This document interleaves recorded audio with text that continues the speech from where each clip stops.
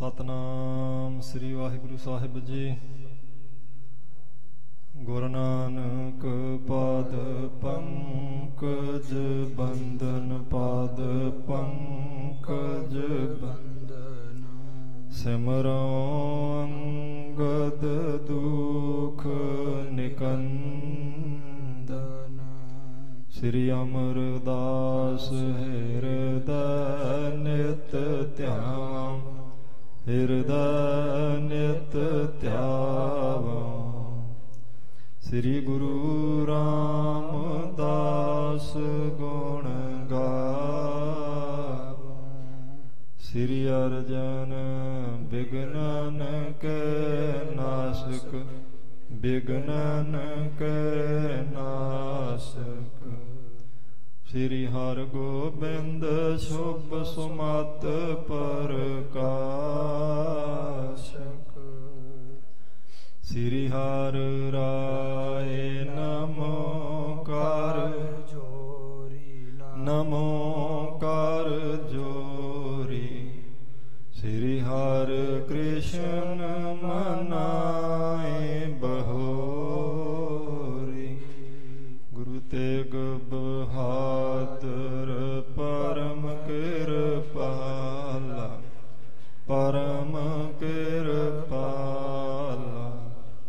श्री गुरु गोबिंद सिंह विसाला। जिसमें अमृत ज्ञान है मानक भगत बैराग। श्री गुरु ग्रंथ साहिब उदत बंदों कर अनुराग। श्री गुर शब्द कमाए जिन जीते पंच विकार। तिन संतन को बंदना सिर चरणन पर तार। एक ओंकारा सतगुरु तेह प्रसाद सच होए। वाहिगुरु जी की फतेह विघ्न विनाशन सोए। वाहिगुरु जी की फतेह विघ्न विनाशन सोए।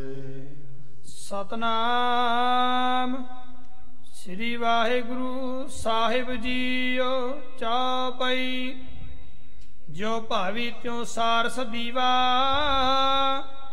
प्रभ की नदर करे सुख थीवा। सुन मैं पालक हृदय विचारी, यही रीत जे साच उचारी। जो भावी त्यों सारस दीवा। वाहिगुरु जी का खालसा, वाहिगुरु जी की फतेह। सतगुरु जी की साजी नवाजी परम सन्मानयोग गुरु खालसा साध संगत जी।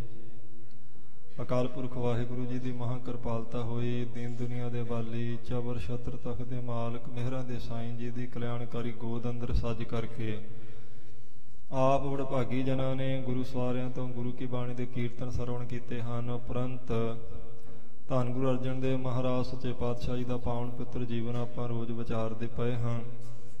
गुरु ग्रंथ साहब महाराज सच्चे पातशाह जी रहमत किरपालता करन जी। धन गुरु अर्जन देव महाराज जी का पावन पुत्र जीवन आपां जिथे एक कल छड्डिया सी प्रसंग। भाई कल्याणा जी मंडी के राजे नूं लैके आए ने। जिस वेले महाराज जी के चरणों च उसने नमस्कार की। गुरु साहब जी के हाथ में बाणी की पोथी सी और महाराज पंक्ति पढ़ते पे सी। लेख न मिटी है सखी जो लिखिया करतार, आपे कारण जिन किया कर कृपा भगतार।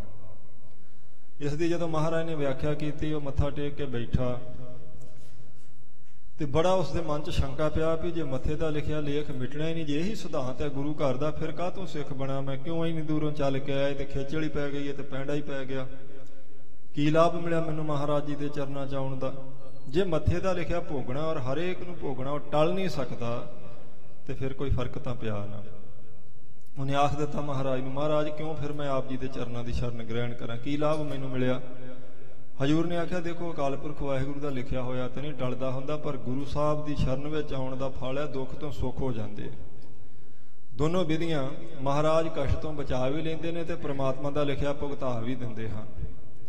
इत्थों तक साध संगत जी आपां कल प्रसंग विचारिया सी। आओ अगे जिवें महाराज गुरु अर्जन देव सच्चे पातशाह जी कृपा करते हैं, शरधा भावना नाल गुरु साहब जी का पावन पित्र कौतक ਸਰਵਣ ਕਰਕੇ ਲਾਹਾ ਪ੍ਰਾਪਤ ਕਰੀਏ ਜੀ। ਵਾਹਿਗੁਰੂ ਸਾਹਿਬ ਜੀਓ ਜੋ ਭਾਵੀ ਤਿਉ ਸਾਰ ਸਦੀਵਾ। ਜਦੋਂ ਮਹਾਰਾਜ ਸੱਚੇ ਪਾਤਸ਼ਾਹ ਜੀ ਤੇ ਬਚਨ ਸੁਣੇ ਵੀ ਭਾਵੀ ਦਾ ਲਿਖਿਆ ਹੋਇਆ ਸਦਾ ਭੋਗਣਾ ਪੈਂਦਾ, ਕਿਸੇ ਤਰ੍ਹਾਂ ਵੀ ਉਹ ਮਿਟ ਨਹੀਂ ਸਕਦਾ ਮੱਥੇ ਦਾ ਲੇਖ। ਪ੍ਰਭ ਕੀ ਨਜ਼ਰ ਕਰੇ ਸੁਖ ਥੀਵਾ।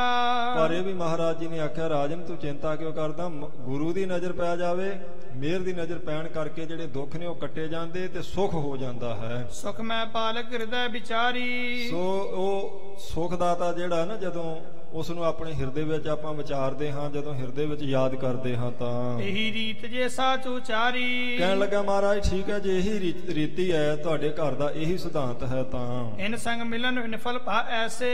ਤੇ ਫਿਰ ਮਹਾਰਾਜ ਤੁਹਾਡੇ ਨਾਲ ਮਿਲਣ ਦਾ ਤਾਂ ਨਿਸਫਲ ਹੀ ਗਿਆ ਨਾ।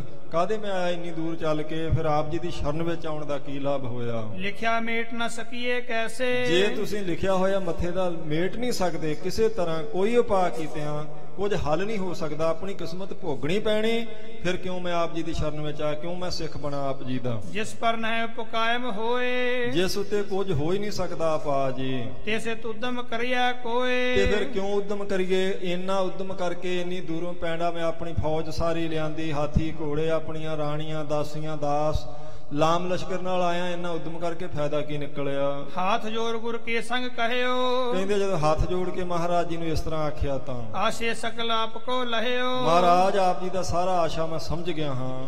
ਕਿਉਂ ਅਬ ਸਿੱਖ ਬਣੋ ਗੁਰ ਧਾਰੋ। ਕਿਉਂ ਗੁਰੂ ਸਾਹਿਬ ਜੀ ਆਪ ਜੀ ਦਾ ਸਿੱਖ ਬਣਾ, ਕਿਉਂ ਗੁਰੂ ਧਾਰਨ ਕਰਾਂ ਮੈਂ ਆਪ ਜੀ ਨੂੰ। ਲਿਖਿਓ ਭਾਗ ਭੋਗੋ ਨਿਰਧਾਰੋ। ਜਦੋਂ ਮੈਂ ਲਿਖਿਆ ਹੋਇਆ ਮੱਥੇ ਦਾ ਭੋਗਣਾ ਹੀ ਹੈ ਤੇ ਫਿਰ ਕੀ ਮੈਨੂੰ ਲਾਭ ਹੋਵੇਗਾ। ਸਤਿਗੁਰ ਭਨਿਓ ਮਿਟੈ ਜੇ ਨਾਹੀ। ਮਹਾਰਾਜ ਜੀ ਨੇ ਆਖਿਆ ਰਾਜਨ ਮਿਟਦਾ ਤਾਂ ਨਹੀਂ ਹੁੰਦਾ ਜਿਹੜਾ ਮੱਥੇ ਦਾ ਲਿਖਿਆ ਹੋਇਆ ਹੋਵੇ ਅਕਾਲ ਪੁਰਖ ਵਾਹਿਗੁਰੂ ਨੇ। ਤਉ ਕਰਤ ਗੁਰ ਆਛੋ ਤਾਹੀ। ਪਰ ਫਿਰ ਵੀ ਗੁਰੂ ਸਾਹਿਬ ਜੀ ਉਹਨੂੰ ਅੱਛਾ ਕਰ ਦਿੰਦੇ, ਚੰਗਾ ਕਰ ਦਿੰਦੇ ਨੇ, ਦੁੱਖ ਨੂੰ ਸੁੱਖ ਵਿੱਚ ਤਬਦੀਲ ਕਰ ਦਿੰਦੇ ਹਨ। ਸੰਕਟ ਕਾਟੈ ਸੁਖ ਕੋ ਦੇ।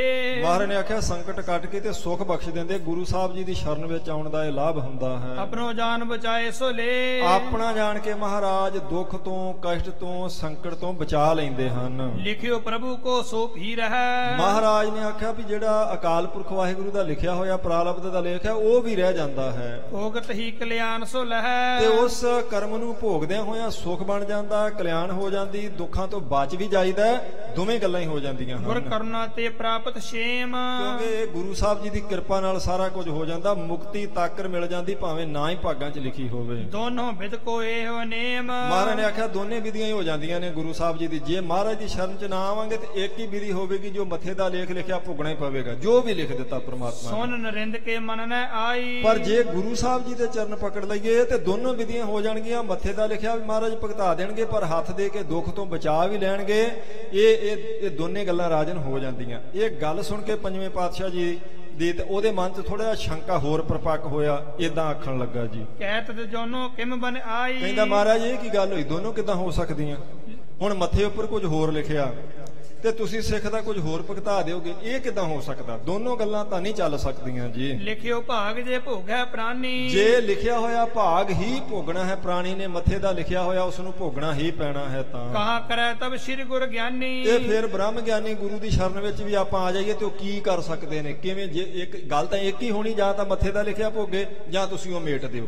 ਜੇ ਤੁਸੀਂ ਮੇਟਣਾ ਨਹੀਂ, ਦੋਨੋਂ ਵਿਧੀਆਂ ਕਿਵੇਂ ਹੋ ਸਕਦੀਆਂ ਹਨ। ਜੇ ਕਰ ਗੁਰ ਸਹਾਇਤਾ ਕੀਨ। ਕਹਿੰਦੇ ਜੇ ਗੁਰੂ ਸਾਹਿਬ ਸਹਾਇਤਾ ਕਰਨ, ਮਹਾਰਾਜ ਜੀ ਦੀ ਸ਼ਰਨ ਦਾ ਮਤਲਬ ਇਹ ਲਾਭ ਮਿਲੇ ਸ਼ਰਨ ਵਿੱਚ ਆਉਣ ਦਾ, ਤਾਂ ਲਿਖਿਓ ਭਾਗ ਮਿਟ ਕਰ ਹੋਏ ਸ਼ੀਨ। ਤੇ ਫਿਰ ਤਾਂ ਜਾਂ ਤਾਂ ਲਿਖਿਆ ਮੇਟੋ, ਇਹ ਆਖੋ ਵੀ ਹਾਂ ਭਈ ਬਿਲਕੁਲ ਲਿਖਿਆ ਹੋਇਆ ਅਸੀਂ ਸਾਫ਼ ਕਰ ਦਿੰਨੇ ਆ, ਮੇਟ ਦਿੰਦੇ ਹਾਂ, ਉਹ ਖਤਮ ਕਰ ਦਿੰਨੇ ਆ ਅਸੀਂ ਮੱਥੇ ਦਾ ਲੇਖ। ਜਾਂ ਤੇ ਮਮ ਮੰਨੈ ਹੋਵੇ ਆਵੇ। ਤਾਂ ਮੇਰੇ ਮੰਨਣ ਵਿੱਚ ਇਹ ਗੱਲ ਆ ਜਾਏਗੀ। ਪਰ ਤੁਸੀਂ ਕਹਿੰਦੇ ਦੋਨੋਂ ਵਿਧੀਆਂ ਹੋ ਜਾਂਦੀਆਂ। ਪ੍ਰਮਾਤਮਾ ਦਾ ਲਿਖਿਆ ਵੀ ਰਹਿਣ ਦਿੰਨੇ ਅਸੀਂ, ਪਰ ਦੁੱਖ ਨਹੀਂ ਭੋਗਣ ਦਿੰਦੇ, ਆਪਣੇ ਸਿੱਖ ਨੂੰ ਹੱਥ ਦੇ ਕੇ ਬਚਾ ਵੀ ਲੈਂਦੇ। ਇਹ ਦੋ ਗੱਲਾਂ ਤਾਂ ਮੰਨਣ ਵਿੱਚ ਨਹੀਂ ਆਉਂਦੀਆਂ ਜੀ। ਦੋਨੋਂ ਵਿਦ ਕੈਸੇ ਬਣਿਆ ਵੇ। ਮਹਾਰਾਜ ਦੋਨੋਂ ਗੱਲਾਂ ਕਿਵੇਂ ਮੰਨ ਲਈਏ ਅਸੀਂ, ਕਿਵੇਂ ਦੋਨੋਂ ਵਿਧੀਆਂ ਹੋ ਸਕਦੀਆਂ ਹਨ। ਸ੍ਰੀ ਗੁਰ ਕਹਿਓ ਰਹੋ 3 ਦੀਨ। ਮਹਾਰਾਜ ਜੀ ਨੇ ਆਖਿਆ ਰਾਜਨ ਤੂੰ 3 ਦਿਨ ਇੱਥੇ ਰਹਿ ਸਾਡੇ ਕੋਲੇ, ਇੱਥੇ ਅੰਮ੍ਰਿਤਸਰ। ਜਿਮ ਹੋਏ ਦੋਨੋਂ ਤਿਮ ਦੇਹੋ ਚੀਨ। ਲੈ ਤੈਨੂੰ ਦੋਨੋਂ ਕਰਕੇ ਵਿਖਾਲ ਦਿਆਂਗੇ ਤੇ ਦੇਖ ਲੈ।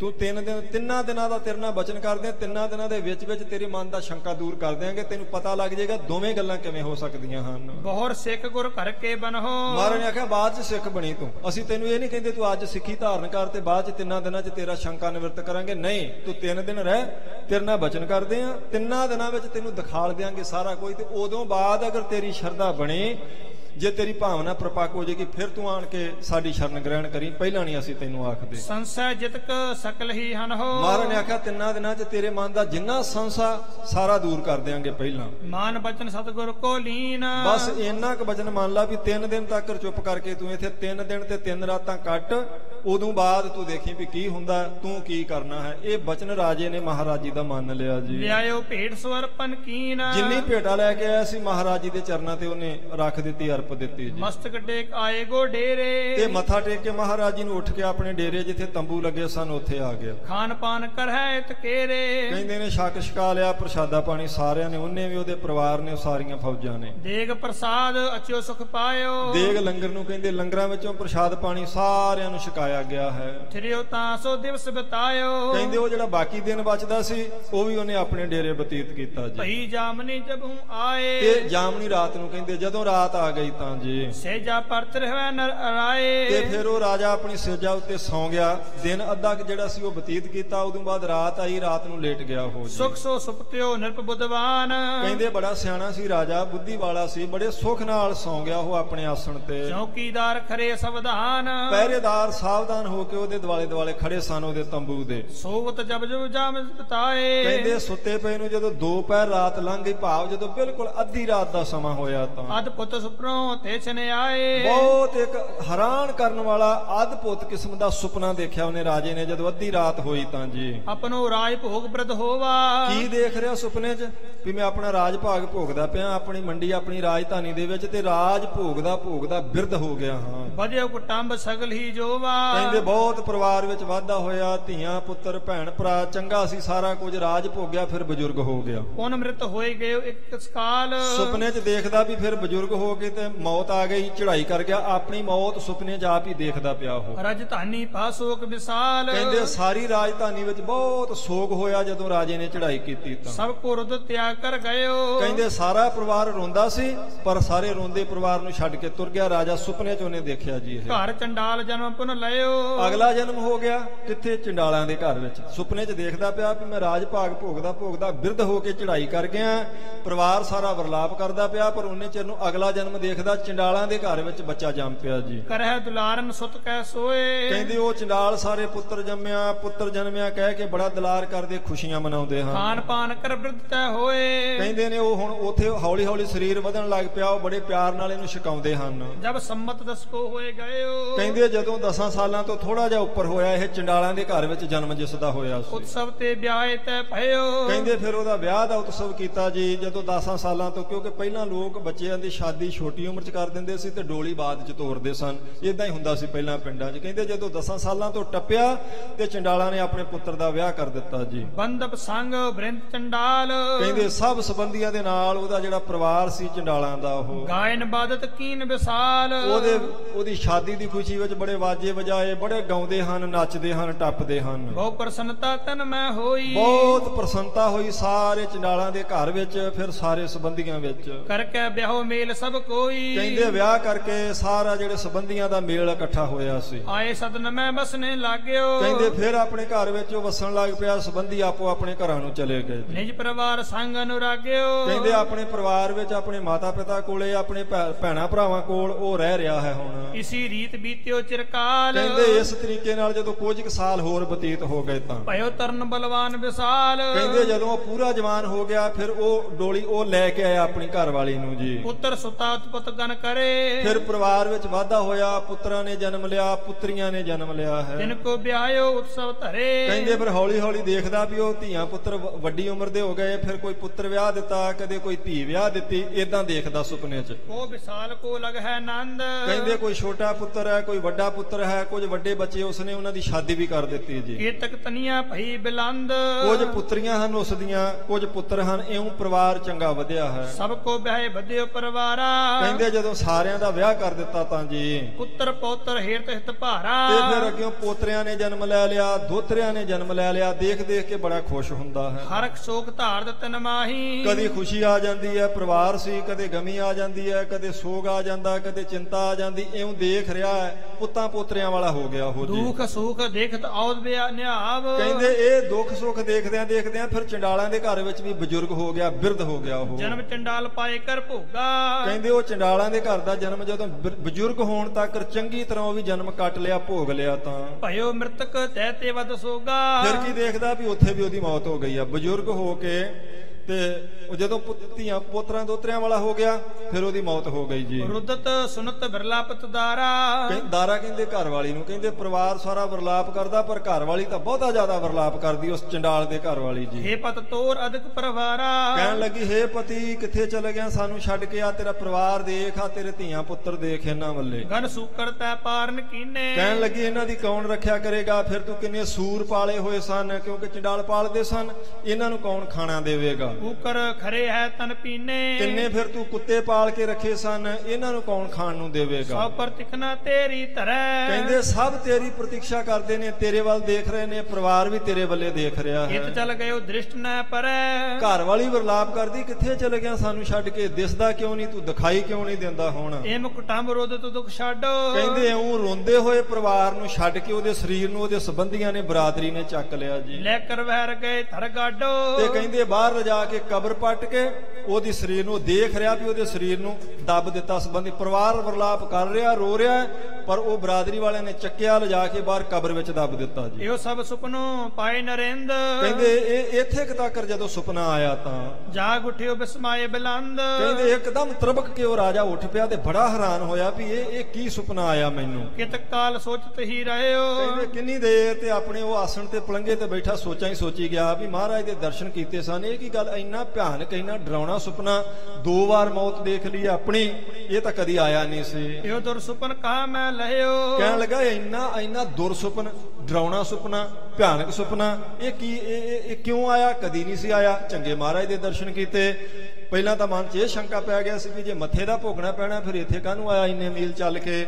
ਤੇ ਜੇ ਮਹਾਰਾਜ ਨੂੰ ਮੱਥਾ ਟੇਕ ਹੀ ਦਿੱਤਾ, ਭੇਟਾ ਵੀ ਸਾਰੀ ਰੱਖ ਦਿੱਤੀ ਸੀ, ਇੰਨਾ ਭਿਆਨਕ ਇੰਨਾ ਖਤਰਨਾਕ ਇੰਨਾ ਡਰਾਉਣਾ ਸੁਪਨਾ ਆ ਗਿਆ ਹੈ। ਭਈ ਪ੍ਰਭਾਤ ਸਿੱਖ ਇੱਕ ਗਇਓ। ਕਹਿੰਦੇ ਸੋਚਾਂ ਸੋਚਦੇ ਨੂੰ ਹੀ ਦਿਨ ਚੜ ਗਿਆ ਜੀ। ਗੁਰ ਕੋ ਹੁਕਮ ਸੁਨਾਵਤ ਭਇਓ। ਇੱਕ ਸਿੱਖ ਨੇ ਜਾ ਕੇ ਰਾਜੇ ਨੂੰ ਆਖਿਆ ਵੀ ਮਹਾਰਾਜ ਪੰਜਵੇਂ ਪਾਤਸ਼ਾਹੀ ਦਾ ਹੁਕਮ ਹੈ ਕਿ ਸ਼ਿਕਾਰ ਖੇਡਣ ਵਾਸਤੇ ਜਾਣਾ ਹੈ। ਖੇਤ ਅਖੇਰ ਖੇਲਬੋ ਚਲਿਓ। ਅਖੇਰ ਸ਼ਿਕਾਰ ਨੂੰ ਕਹਿੰਦੇ ਨੇ ਵੀ ਸ਼ਿਕਾਰ ਖੇਡਣ ਲਈ ਮਹਾਰਾਜ ਨੇ ਤਿਆਰੀ ਕੀਤੀ ਹੈ ਤੇ ਤੁਹਾਨੂੰ ਸੁਨੇਹਾ ਭੇਜਿਆ, ਚਲੋ ਤੁਸੀਂ ਤਿਆਰੀ ਕਰੋ। ਚਲਾ ਸੰਗੁਰ ਕੈਸੇ ਕਹਿਓ। ਕਹਿੰਦੇ ਮਹਾਰਾਜ ਜੀ ਦਾ ਹੁਕਮ ਹੋਣ ਕਰਕੇ ਉਹਨੇ ਰਾਜੇ ਨੇ ਤਿਆਰੀ ਕੀਤੀ ਚੱਲਣ ਦੀ। ਸੁਣ ਕੇ ਕਰ ਇਸ਼ਨਾਨ ਨਿਰਪਤਬੈ। ਸੁਣ ਕੇ ਤੇ ਉਹਨੇ ਛੇਤੀ ਛੇਤੀ ਇਸ਼ਨਾਨ ਕੀਤਾ। ਰਾਜੇ ਨੇ ਬਸਤਰ ਪਹਿਨੇ ਜੀ। ਤਰੰਗ ਅਰੂਡਿਓ ਲੈ ਦਲ ਸਬੈ। ਤੇ ਆਪਣੇ ਨਾਲ ਸੈਨਾਪਤੀਆਂ ਨੂੰ, ਸੂਰਮਿਆਂ ਨੂੰ ਨਾਲ ਲੈ ਕੇ ਘੋੜੇ ਤੇ ਚੜ ਕੇ ਆਪਣੇ ਡੇਰਿਓਂ ਨਿਕਲਿਆ ਉਹ। ਚੜ ਕੇ ਪੁਰੰਤਰ ਕੋ ਆਏ। ਕਹਿੰਦੇ ਫਿਰ ਨਗਰ ਦੇ ਅੰਦਰ ਆਇਆ ਜਿੱਥੇ ਗੁਰੂ ਸਾਹਿਬ ਜੀ ਦੇ ਮਹੱਲ ਸਨ। ਤੇ ਸਤਿਗੁਰ ਸੰਗ ਮਿਲਾਏ। ਅੱਗੇ ਸਤਿਗੁਰੂ ਜੀ ਤਿਆਰ ਹੀ ਸਨ। ਮਹਾਰਾਜ ਜੀ ਆਪਣੇ ਨਾਲ ਸਿੱਖਾਂ ਸੇਵਕਾਂ ਨੂੰ ਲੈ ਕੇ ਤੇ ਬਾਹਰ ਨਿਕਲ ਗਏ ਜੀ। ਚੇਤਵਤ ਚਿਤ ਦੁਰਸੁਪਨ ਵਿਸਾਲਾ। ਹੁਣ ਮਨ ਉਹਦਾ ਬਹੁਤ ਉਦਾਸ ਹੈ, ਚਿਹਰਾ ਵੀ ਉਦਾਸ ਹੈ, ਸੁਪਨਾ ਭੁੱਲਦਾ ਨਹੀਂ ਪਿਆ। ਘੋੜੇ ਤੇ ਚੜਿਆ ਤੁਰਿਆ ਜਾਂਦਾ ਮਹਾਰਾਜ ਦੇ ਨਾਲ, ਪਰ ਉਹਦਾ ਚਿਹਰਾ ਜਿਹੜਾ ਉਹ ਲੱਥਿਆ ਹੋਇਆ ਹੈ, ਉਦਾਸੀ ਹੈ ਉਸ ਦੇ ਚਿਹਰੇ ਤੇ। ਕਹਿ ਨਾ ਸਕਿਆ ਮੁਕਤੇ ਤਸਕਾਲਾ। ਉਹ ਕਹਿਣ ਨੂੰ ਉਹਦਾ ਮਨ ਕਰਦਾ ਮਹਾਰਾਜ ਜੀ ਨੇ ਵੀ ਕੁਝ ਮੈਂ ਆਖਾਂ, ਪਰ ਕੁਝ ਮਾਹੌਲ ਜਿਹਾ ਨਹੀਂ ਬਣਦਾ, ਇਸ ਕਰਕੇ ਚੁੱਪ ਹੀ ਰਿਹਾ, ਕੁਝ ਆਖਿਆ ਨਹੀਂ ਉਸਨੇ। ਬਦਨ ਮਲੀਨ ਹੁਕਮ ਕੋ ਮਾਨਾ। ਬਹੁਤ ਚਿਹਰਾ ਉਦਾਸ ਸੀ, ਪਰ ਫਿਰ ਵੀ ਮਹਾਰਾਜ ਦਾ ਹੁਕਮ ਸੀ, ਹੁਕਮ ਮੰਨ ਕੇ ਸ਼ਿਕਾਰ ਵਾਸਤੇ ਨਿਕਲ ਗਿਆ ਉਹ। ਇਹ ਸਤਿਗੁਰ ਕੋ ਸੰਗ ਭਿਆਨਾ। ਕਹਿੰਦੇ ਸਤਿਗੁਰੂ ਜੀ ਦੇ ਨਾਲ ਨਾਲ ਜਾ ਰਿਹਾ ਸੀ ਘੋੜੇ ਉੱਪਰ ਸਵਾਰ ਹੋ। ਖੇਲਨ ਕਰੋ ਅਖੀਰ ਕਨੇਰਾ।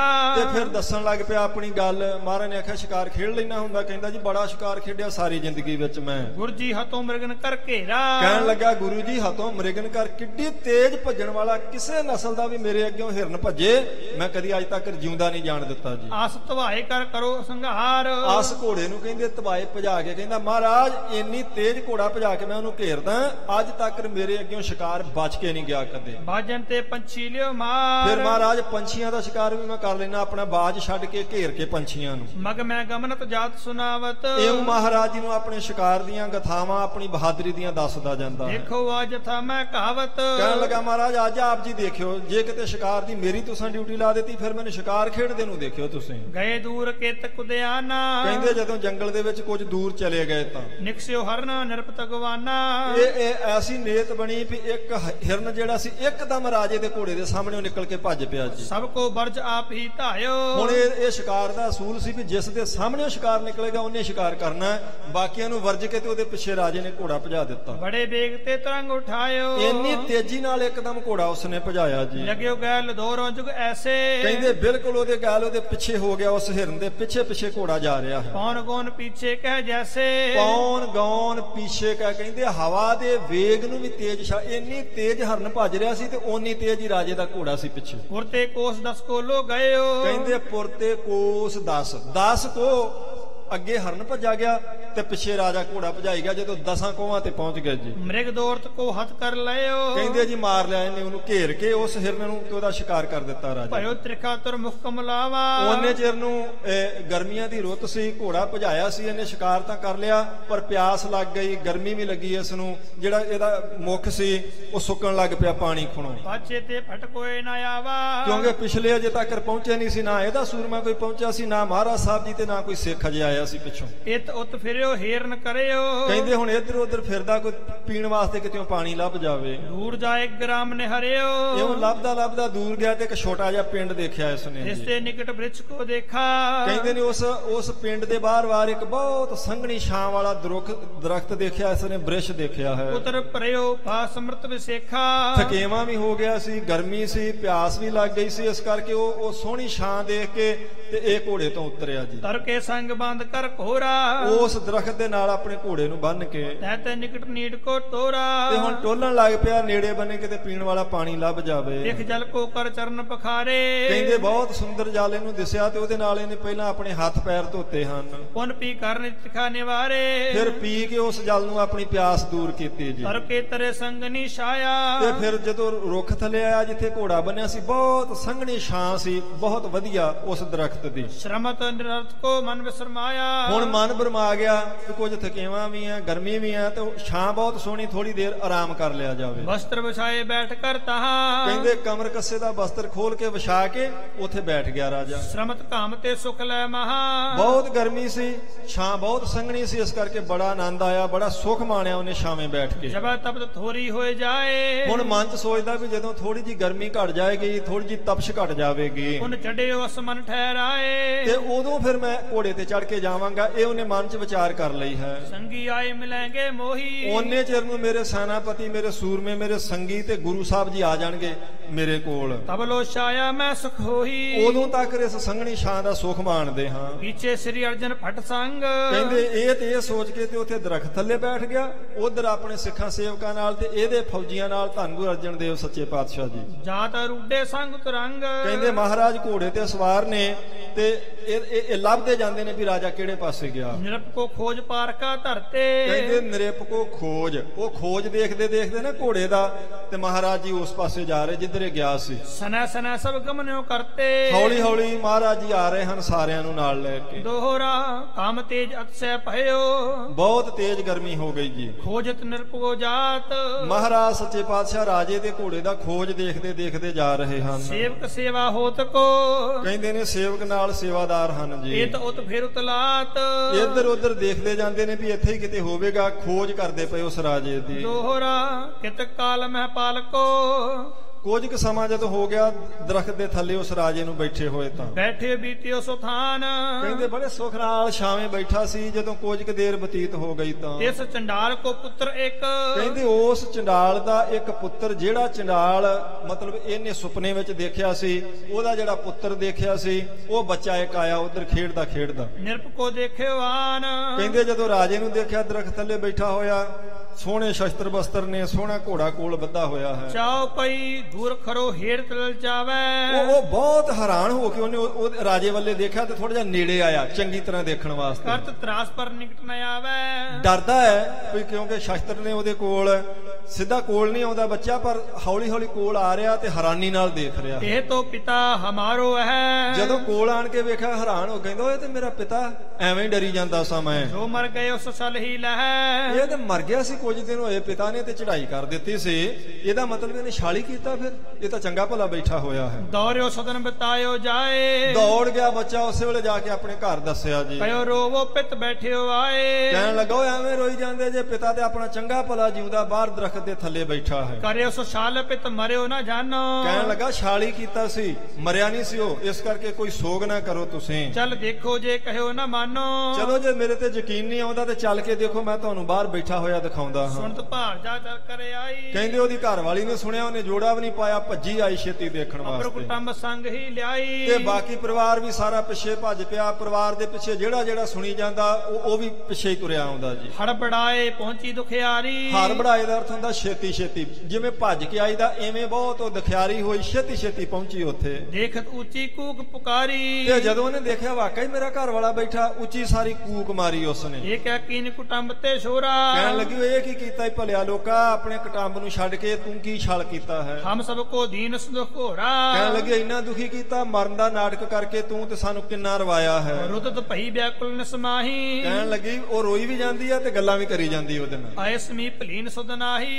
ਸੋ ਕਹਿਣ ਲੱਗੀ ਤੂੰ ਆਇਆ ਹੀ ਨਹੀਂ, ਤੂੰ ਆਪਣੇ ਬੱਚਿਆਂ ਦੀ ਖਬਰ ਨਹੀਂ ਲਈ, ਚੰਗਾ ਛਲ ਕੀਤਾ, ਤੂੰ ਕਪਟ ਕੀਤਾ, ਤੈਨੂੰ ਚੇਤਾ ਨਹੀਂ ਆਇਆ ਆਪਣੇ ਪਰਿਵਾਰ ਦਾ, ਆਪਣੇ ਬੱਚਿਆਂ ਦਾ। ਤਿਮ ਭਾਖਤ ਸਕਰਾ ਚਲੇ ਆਏ। ਇਉਂ ਉਹ ਕਹਿ ਰਹੀ ਸੀ ਤੇ ਉਹਨੇ ਚਿਰ ਨੂੰ ਉਹਦੇ ਬਾਕੀ ਪਰਿਵਾਰ, ਧੀਆਂ ਪੁੱਤਰ, ਜਿਹੜੇ ਬਰਾਦਰੀ ਵਾਲੇ, ਪਿੰਡ ਵਾਲੇ ਸਾਰੇ ਹੀ ਉੱਥੇ ਆ ਗਏ ਜੀ। ਦੇਖ ਨਿਰਪਤ ਨੇ ਸਗਲ ਹਟਾਏ। ਕਹਿੰਦੇ ਨੇ ਉਹ ਸਾਰੇ ਦੇਖ ਕੇ ਹੈਰਾਨ ਹੋਣ ਲੱਗ ਪਏ ਤੇ ਉਹ ਰਾਜਾ ਉਹਨਾਂ ਨੂੰ ਝਿੜਕਾ ਮਾਰਦਾ, ਕਹਿੰਦਾ ਪਿੱਛੇ ਹੋ ਜਾਓ, ਮੇਰੇ ਨੇੜੇ ਨਾ ਆਓ ਤੁਸੀਂ ਕੋਈ ਵੀ। ਸੁਪਨੇ ਵਿਖੇ ਵਿਖੇ ਥੇ ਜੈਸੇ। ਪਰ ਹੈਰਾਨ ਉਹ ਵੀ ਹੈ, ਕਹਿੰਦਾ ਵੀ ਜਿਹੜਾ ਮੈਂ ਰਾਤ ਸੁਪਨਾ ਦੇਖਿਆ ਸੀ, ਆਹੀ ਤਾਂ ਸਾਰਾ ਕੁਟੰਬ ਦੇਖਿਆ ਸੀ ਮੈਂ, ਆਹੀ ਬੱਚੇ ਸੀ, ਆਹੀ ਧੀਆਂ ਸੀ। ਦੇਖਤ ਭਇਓ ਕੁਟੰਬੀ ਤੈਸੇ। ਕਿਉਂਕਿ ਸਾਰਾ ਕੁਟੰਬ ਪਛਾਣ ਲਿਆ ਉਹਨੇ। ਸੁਪਨਾ ਜੇ ਰਾਤ ਹੀ ਆਇਆ ਸੀ, ਉਹ ਤਾਂ ਪਹਿਲਾਂ ਹੀ ਹੈਰਾਨ ਸੀ। ਉਹ ਵੀ ਆਖੀ ਜਾਂਦੇ ਵੀ ਤੂੰ ਘਰ ਕਿਉਂ ਨਹੀਂ ਆਇਆ, ਤੂੰ ਕਿਉਂ ਕਪਟ ਕੀਤਾ, ਤੂੰ ਸਾਨੂੰ ਕਿੰਨਾ ਦੁਖੀ ਕੀਤਾ।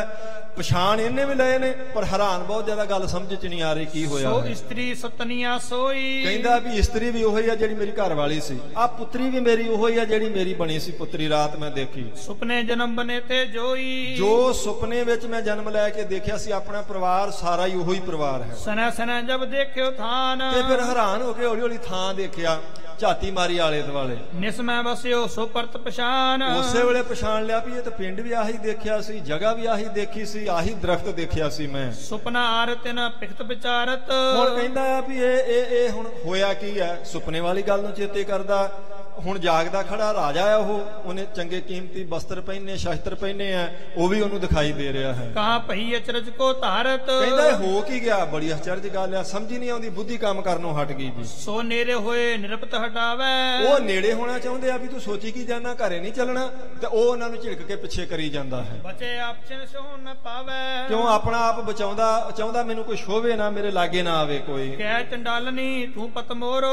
ਉਹ ਕਹਿਣ ਲੱਗੇ ਵੀ ਤੂੰ ਕਾਰੀ ਹੈਰਾਨੀ ਕਿ ਤੂੰ ਇਹ ਕਰਦਾ ਕੀ ਆ, ਤੂੰ ਮੇਰਾ ਪਤੀ ਆ। ਕਹੇ ਚੰਡਾਲਨੀ ਤੂੰ ਪਤ ਮੇਰੋ, ਕਹਿੰਦੀ ਤੂੰ ਮੇਰਾ ਪਤੀ ਆ, ਤੇਰੇ ਬੱਚੇ ਨੇ, ਤੂੰ ਕੋਈ ਜਵਾਬ ਨਹੀਂ ਦਿੰਦਾ, ਘਰ ਨੂੰ ਕਿਉਂ ਨਹੀਂ ਜਾਂਦਾ ਤੂੰ। ਭੋਗਤ ਭੋਗ ਰਹਿਓ ਬਹੁ ਤੇਰੋ। ਕਹਿਣ ਲੱਗੀ ਸਾਰੀ ਉਮਰ ਤੂੰ ਸਾਡੇ ਨਾਲ ਬਤੀਤ ਕੀਤੀ ਹੈ। ਪੁੱਤਰ ਸੁਤਾਇਓ ਸਭ ਪੁਜਾਏ। ਕਹਿਣ ਲੱਗੀ ਆ ਪੁੱਤਰ ਧੀਆਂ ਦੇਖੇ ਤੇਰੇ ਨਹੀਂ ਹੈਗੇ, ਤੂੰ ਬੋਲਦਾ ਕਿਉਂ ਨਹੀਂ। ਅਬ ਕਿਆ ਤੋ ਹਿਰਦੇ ਮਹਿ ਆਏ। ਕਹਿਣ ਲੱਗੀ ਹੁਣ ਤੇਰੇ ਹਿਰਦੇ ਵਿੱਚ ਕੀ ਆ ਗਿਆ, ਤੂੰ ਇਹਨਾਂ ਨੂੰ ਪਛਾਣਦਾ ਕਿਉਂ ਨਹੀਂ ਆਪਣੇ ਬੱਚਿਆਂ ਨੂੰ। ਬਸਤਰ ਸ਼ਸਤਰ ਧਰ ਕਰ ਅੱਛੇ।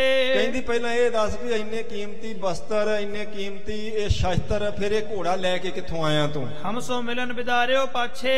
ਕਹਿਣ ਲੱਗੀ ਵੀ ਸਾਡੇ ਨਾਲ ਛਲ ਕਰਕੇ, ਸਾਡੇ ਤੋਂ ਦੂਰ ਹੋ ਕੇ, ਤਾਂ ਹੁਣ ਤੂੰ ਆ ਕੀਮਤੀ ਬਸਤਰ ਪਾ ਕੇ ਇੱਥੇ ਬੈਠਾ, ਸਾਨੂੰ ਪਛਾਣਦਾ ਨਹੀਂ ਪਿਆ। ਮਰਬੇ ਕੋ ਛਲ ਕਰਤ ਜ ਗਇਓ। ਕਹਿਣ ਲੱਗੀ ਮਰਨ ਦਾ ਛਲ ਕਿਉਂ ਕੀਤਾ ਤੂੰ, ਇਹ ਦੱਸ ਧੋਖਾ ਕਿਉਂ ਕੀਤਾ ਸਾਡੇ ਨਾਲ। ਕਹਤੇ ਜਾਏ ਪਦਾਰਥ ਲਿਓ। ਕਿੱਥੋਂ ਜਾ ਕੇ ਕੀਮਤੀ ਪਦਾਰਥ ਲੈ ਕੇ ਆਏ, ਇੰਨਾ ਕੀਮਤੀ ਘੋੜਾ, ਇੰਨੇ ਕੀਮਤੀ ਸ਼ਸਤਰ ਬਸਤਰ। ਕਿਉਂ ਨਾ ਲੇਤ ਸਤਕੋ ਨਿਜ ਗੋਦ। ਤੇ ਆ ਜਿਹੜਾ ਤੇਰਾ ਪੁੱਤਰ ਹੈ, ਇਹਨਾਂ ਨੂੰ ਤੂੰ ਗੱਲ ਨਾ ਕਿਉਂ ਨਹੀਂ ਲਾਉਂਦਾ, ਇਹਨਾਂ ਨੂੰ ਗੋਦੀ 'ਚ ਕਿਉਂ ਨਹੀਂ ਲੈਂਦਾ ਤੂੰ। ਕਿਉਂ ਨਾ ਲੇ ਤਬ ਸਦਨ ਵਿਨੋਦ। ਤੇ ਹੁਣ ਆਪਣੇ ਘਰ ਨੂੰ ਕਿਉਂ ਨਹੀਂ ਚੱਲਦਾ, ਸੋਚੀ ਕੀ ਜਾਣਾ, ਹੈਰਾਨ ਕਿਉਂ ਹੋਇਆ ਤੂੰ। ਉਹਦੀ ਘਰ ਵਾਲੀ ਉਹਨੂੰ ਕਹਿ ਰਹੀ ਜੀ। ਕਿਉਂ ਨਾ ਮਿਲਤ ਸਗਰੇ ਪਰਿਵਾਰ। ਆਪਣੇ ਪਰਿਵਾਰ ਨੂੰ ਮਿਲਦਾ ਕਿਉਂ ਨਹੀਂ ਤੂੰ, ਇਹ ਗੱਲ ਕੀ ਹੈ ਤੈਨੂੰ। ਜਿਨ ਸੋ ਕਰਤ ਸਦਾ ਤੂੰ ਪਿਆਰ। ਵਿਚਾਰ। ਇੰਨਾ ਪਿਆਰ ਕਰਦਾ ਸੀ ਤੂੰ ਆਪਣੇ ਬੱਚਿਆਂ ਨਾਲ, ਆਪਣੇ ਪੋਤਰਿਆਂ ਨਾਲ, ਆ ਸਾਰੇ ਖੜੇ ਨੇ, ਨਾ ਤੂੰ ਕਿਸੇ ਨੂੰ ਗੋਦੀ 'ਚ ਲੈ ਰਿਹਾ, ਨਾ ਕਿਸੇ ਨੂੰ ਨੇੜੇ ਆਉਣ ਦੇਣਾ ਆਪਣੇ, ਨਾ ਤੂੰ ਘਰ ਜਾਣ ਦੀ ਕੋਈ ਗੱਲ ਕਰਦਾ ਪਿਆ। ਸੁਣ ਸੁਣ ਸਭ ਚੰਡਾਲ ਚਲੇ ਆਏ। ਕਹਿੰਦੇ ਸੁਣ ਸੁਣ ਕੇ ਸਾਰਾ ਪਿੰਡ ਹੀ ਚੰਡਾਲਾਂ ਦਾ ਸੀ, ਉਹ ਉੱਥੇ ਇਕੱਠਾ ਹੋ ਗਿਆ। ਨਿਰਪਕੋ ਘੇਰ ਖਰੇ ਸਮੁਦਾਏ। ਤੇ ਘੇਰਾ ਪਾਇਆ ਹੋਇਆ ਉਹਨਾਂ ਨੇ ਸਾਰਿਆਂ ਨੇ ਰਾਜੇ ਨੂੰ, ਉਹਦੇ ਕੋਲ ਖੜੇ ਹਨ। ਜੇ ਜਾਮਨ ਕੋ ਸੁਪਨ ਵਿਚਾਰੇ। ਹੁਣ ਜੇ ਤਾਂ ਸੁਪਨੇ ਵਾਲੀ ਗੱਲ ਵਿਚਾਰਦਾ, ਜੇ ਉਹ ਧਿਆਨ 'ਚ ਲਿਆਉਂਦਾ ਤੇ ਤੋ ਜਾਣ ਤਪਨੋ ਪਰਵਾਰੇ। ਫਿਰ ਕਹਿੰਦਾ ਵੀ ਗੱਲ ਤਾਂ ਸੱਚ ਹੈ, ਪਰਿਵਾਰ ਤਾਂ ਮੇਰਾ ਹੀ ਹੈ, ਇਹੀ ਦੇਖਿਆ ਸੀ, ਇਹੀ ਧੀਆਂ ਸਨ, ਇਹੀ ਪੁੱਤਰ ਸਨ, ਆਹੀ ਪੋਤਰੇ ਸਨ, ਇਹੀ ਪਿੰਡ ਸੀ।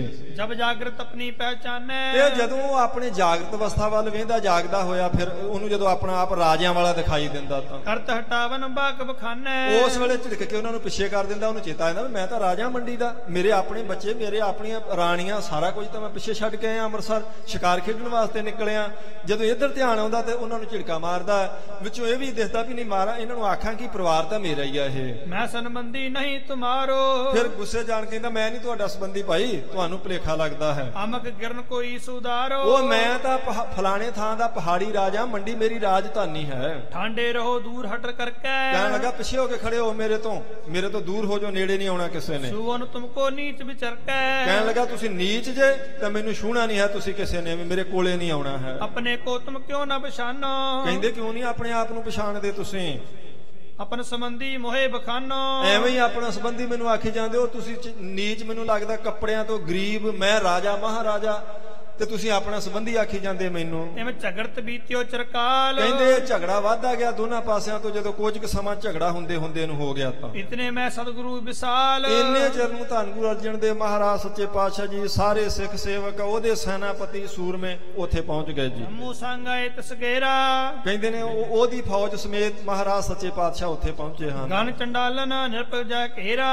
ਕਹਿੰਦੇ ਨੇ ਉਹ ਮਹਾਰਾਜ ਨੇ ਦੇਖਿਆ ਵੀ ਸਾਰੇ ਚੰਡਾਲਾਂ ਨੇ ਤਾਂ ਘੇਰਾ ਪਾਇਆ ਹੋਇਆ ਉਸ ਨੂੰ। ਸਗਰੇ ਕਹਿ ਕੇ ਦੂਰ ਹਟਾਵੇ। ਮਹਾਰਾਜ ਜੀ ਨੇ ਆਖਿਆ, ਸੇਵਕਾਂ ਨੇ ਆਖਿਆ ਮਹਾਰਾਜ ਜੀ ਆਗੇ ਵੀ ਪਿੱਛੇ ਹੋ ਜਾਓ, ਸਾਰੇ ਜਾਣੇ ਉਹ ਸਾਰੇ ਪਿੱਛੇ ਹੋ ਗਏ ਹਨ। ਬੂਝਿਓ 300 ਤਾਂ ਬਿਠਾਏ। ਉਹ ਕਹਿਣ ਲੱਗੇ ਮਹਾਰਾਜ ਆਹ ਗੱਲ ਹੈ, ਤੁਸੀਂ ਆ ਗਏ ਚੰਗਾ ਹੋ ਗਿਆ। ਮਹਾਰਾਜ ਕਹਿੰਦੇ ਸੁਣਦੇ ਤੁਹਾਡੀ ਕੀ ਗੱਲ ਹੈ, ਪਹਿਲਾਂ ਪਿੱਛੇ ਹੋ ਕੇ ਬੈਠ ਜਾਓ ਸਾਰੇ ਜਾਣੇ। ਸ੍ਰੀ ਅਰਜਨ ਅਰਮਨ ਵਸਾਰੇ। ਕਹਿੰਦੇ ਨੇ ਮਹਾਰਾਜ ਜੀ ਦਾ ਕਿਆ ਮੰਨ ਕੇ ਤੇ ਸਾਰੇ ਜਿਹੜੇ ਲੋਕ ਸਨ ਉਹ ਪਿੱਛੇ ਹੋ ਕੇ ਬੈਠ ਗਏ ਜੀ। ਬੈਠ ਗਏ ਸੁਨ ਬੇਹਤ ਧਾਰੇ। ਹੁਣ ਮਹਾਰਾਜ ਜੀ ਦਾ ਬਚਨ ਸੁਣਨ ਵਾਸਤੇ, ਆਪਣੀ ਬੇਨਤੀ ਸੁਣਾਉਣ ਵਾਸਤੇ ਸਾਰੇ ਜਾਣੇ ਬੈਠ ਗਏ ਹਨ। ਹਮਰੋ ਬੰਧੂ ਬੈਠੇ ਹੋਏ ਹੋ। ਮਹਾਰਾਜ ਨੇ ਆਖਿਆ ਦੱਸੋ ਹੁਣ ਕੀ ਗੱਲ ਹੈ।